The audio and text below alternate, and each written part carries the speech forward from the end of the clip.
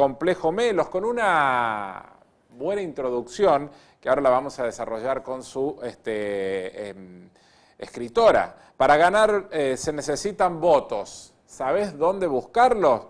Bueno, Lucía Boneto es quien pregunta esto y nosotros vamos a ir en búsqueda de algunas respuestas. Hola Lucía, ¿cómo estás? Bienvenida.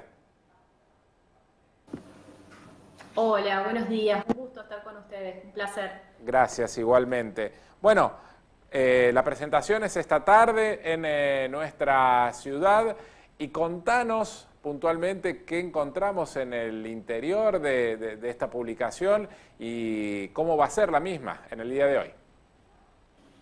Bueno, primero que nada, muy contenta de poder ir a hacer esta presentación, fundamentalmente porque creo que el libro es de especial utilidad en localidades para el desarrollo tanto de campañas como de gobiernos, ¿sí? Si bien el título apunta directamente a los votos, es importante destacar que en el libro vamos a encontrar herramientas que son útiles para el posicionamiento tanto de las campañas como de los gobiernos. Ahora bien, el núcleo central del libro busca explicar por qué es importante trabajar la comunicación política sin obnubilarnos por la era digital.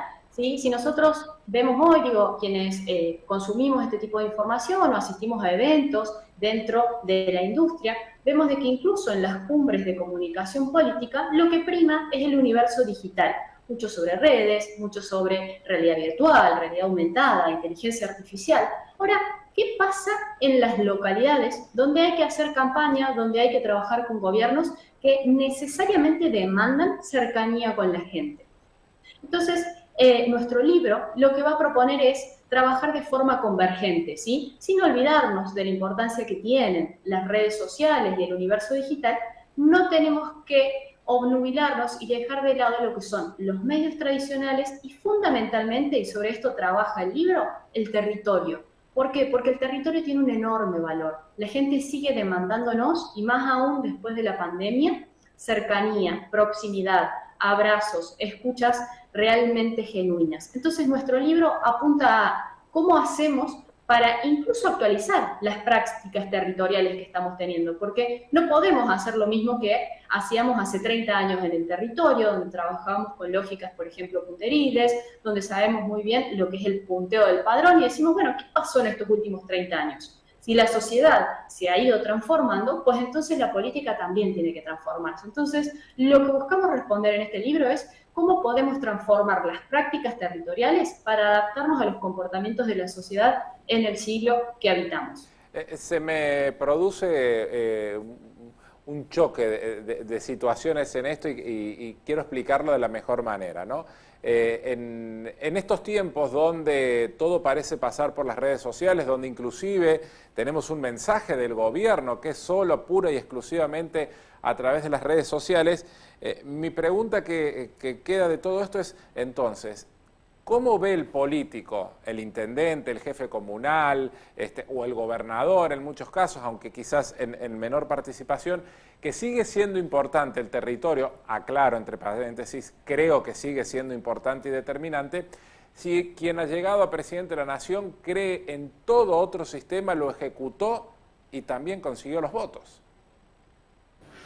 Bueno, fíjate qué interesante la pregunta y hemos tenido la suerte de ir haciendo diferentes presentaciones del libro en distintas provincias, incluso más. Nidia Paulino estuvo hace muy poquito tiempo presentando el libro en Miami y justamente lo que llama mucho la atención es por qué Milei trabajó tanto la arena digital, por qué dejó de lado la territorialidad y ahí yo creo que en esta última parte es donde nosotros tenemos que profundizar. ¿Dejó de lado realmente la territorialidad?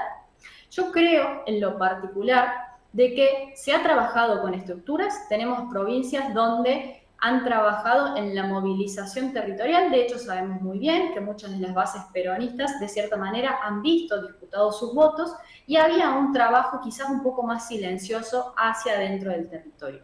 Pero fundamentalmente me parece interesante también traer a colación que no solamente depende con una buena campaña o una buena estrategia de gobierno no se asienta solamente en el componente territorial, ¿sí? Como decíamos, tiene que ser complementario, pero a su vez, mientras más arriba nos vamos en términos de niveles, más complejo es llegar territorialmente a todo el país. Entonces, en este caso, la figura de Javier Milei viene a instalarse, se instala fundamentalmente, primero apareciendo en los medios de comunicación más bien tradicionales y después fue mutando hacia toda una arena digital que tiene hoy por hoy un dispositivo realmente impresionante que hoy por hoy inclina la cancha si nosotros lo pensamos en relación a la oposición, pero que sin dudas hay un componente que es fundamental y esto no depende de si hacemos una buena estrategia digital, territorial o en medios tradicionales. Yo creo que en ese sentido la victoria del actual presidente Javier Milei se va a fundamentar porque básicamente conectó con el sentimiento ciudadano, ¿sí? Que en ese sentido era de cansancio y de hartazgo hacia lo que él fue conceptualizando como la casta política. Entonces, independientemente de cuáles sean estas herramientas que nosotros necesitamos trabajar y del tipo de elección que estemos por afrontar, porque no es lo mismo una elección en una localidad de 10, 15.000 personas, Claro. 5.000 personas, que lo que es afrontar una elección a nivel nacional, la clave está en cómo usamos estas arenas como herramienta para conectar con ese sentimiento y con ese razonamiento ciudadano. ¿Crees que los políticos de estos lugares a los cuales estamos haciendo referencia coincidimos en que es mucho más fácil la territorialidad? Porque inclusive caminan, van, vienen, viven, conviven en la sociedad, muchos de ellos, algunos sí, otros no, hasta van a hacer las compras, se toman un café en el centro. Digo, todos esos políticos, ¿saben esto? Digo, de que es tiempo de esta otra cuestión también, de que pueden convivir, que pueden ser complementarias las dos formas, la de la territorialidad y la de las redes, o todavía hay resistencia, y si esa resistencia tiene que ver puntualmente con que el candidato y el político sea un más 50, un más 60 o uno menos de esa edad. Mira, me voy a permitir contarte una anécdota Sí. que me parece que puede ilustrar un poco esta situación. A mí me pasó en el año 2019, estaba llevando adelante una campaña, ¿sí? En una localidad, en una ciudad del interior de la provincia de Córdoba. Y cuando nos sentamos en la mesa chica, ¿sí? Hicimos una bajada estratégica de por dónde iba la elección y empezamos a ordenar el equipo, ¿sí? Había que definir quiénes iban a ser los responsables de cada una de las áreas, ¿sí? Los responsables administrativos financieros, los responsables comunicacionales y los responsables territoriales. Y cuando salió la pregunta de, bueno, ¿y a quién vamos a responsabilizar por el ordenamiento del territorio? Porque buena parte de lo que decimos es, no podemos salir a hacer territorio sin antes conocerlo, estudiarlo y diagramar una estrategia de intervención. Digo, no puede ser casual que vayamos a la zona norte, a la zona sur, o que visitemos determinado circuito sin tener un porqué, una justificación. Lo que surgió en esa mesa fue, pero no, en el territorio no hace falta. Y mi pregunta fue, pero ¿por qué no hace falta? Porque vamos a hacer lo mismo que venimos haciendo desde siempre, ¿sí? Entonces, ahí lo que nosotros vemos es un quiebre, ¿sí? En ese sentido, digo, como politóloga, como especialista, incluso yo tengo una maestría en comunicación digital, creo que nuestro gran desafío es cómo hacemos para profesionalizar la política, ¿sí? Y en ese andar es muy importante trabajar y saber que esto es convergencia, ¿sí? Porque muchas veces uno dice el territorio y piensa en algo añejo, en algo viejo, que quedó atrás, que casi ya no se usa, como que pasó de moda, y que las redes es todo lo que se viene. Ahora, guarda, ¿sí? Porque en realidad, sobre todo en los contextos locales, se demanda una fuerte presencia de los candidatos e incluso más de los gobernantes que pierden una gran oportunidad cuando no desarrollan, por ejemplo, programas de conversaciones o de conversadores durante su gestión, pierden ahí una posibilidad súper interesante que es el feedback, ¿sí? Yo creo que uno de los grandes aprendizajes que tenemos con las redes sociales es lo que se llama en términos técnicos la bidireccionalidad. ¿A qué nos referimos? Porque son canales de ida y de vuelta. Bien. Entonces, entendiendo que las sociedades en las que transitamos son bidireccionales, ¿sí? Que escriben al Instagram de la municipalidad y esperan una respuesta en aproximadamente 1 hora y media, ¿sí?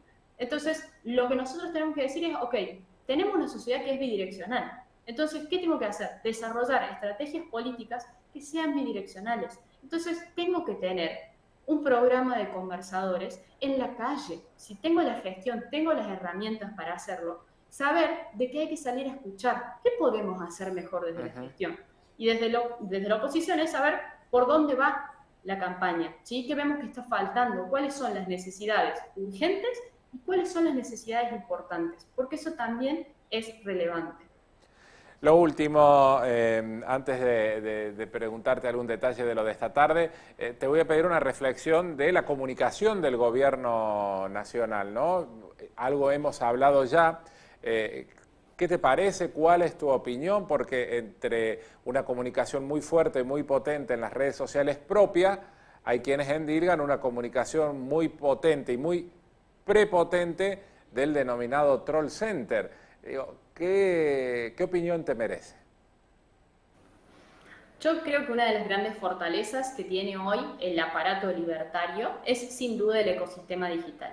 Me parece interesante ahí indagar fundamentalmente en cuáles son las estrategias, porque uno dice, están fuertes en lo digital y pensaría que es como si fuese un bloque que se maneja de manera monótona sería, Sí. pero en realidad hay algunas cuestiones interesantes a las cuales yo prestaría atención. Primero, están muy fuertes en X, ¿sí? O para quienes se quedaron con el nombre viejo, por ahí, Twitter. en Twitter.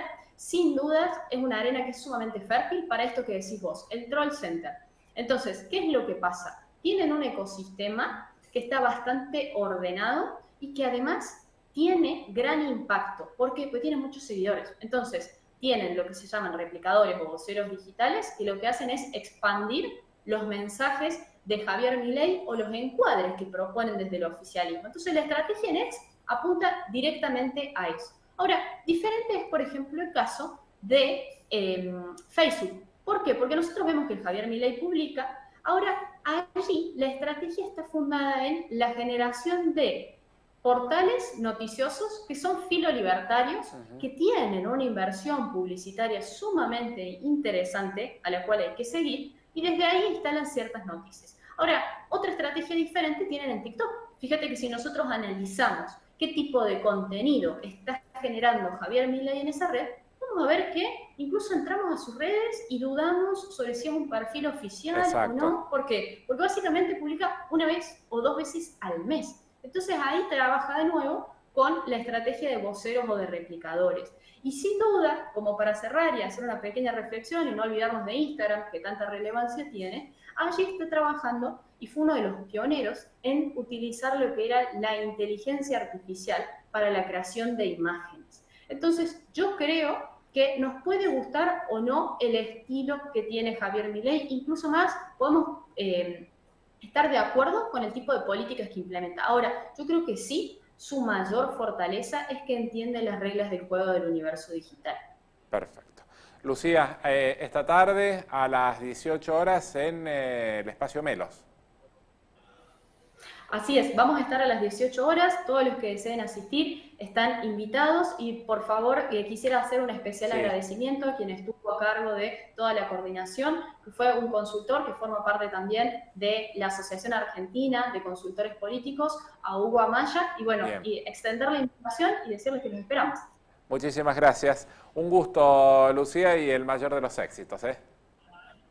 Muchas gracias a ustedes por el espacio. Gracias, hasta luego. Allí estaba Lucía Bonetto, quien presentará su libro. Muy interesante, verdaderamente como para tenerlo en cuenta en estos tiempos en los que corren, donde hablamos permanentemente de estas modalidades de comunicación. Segunda pausa.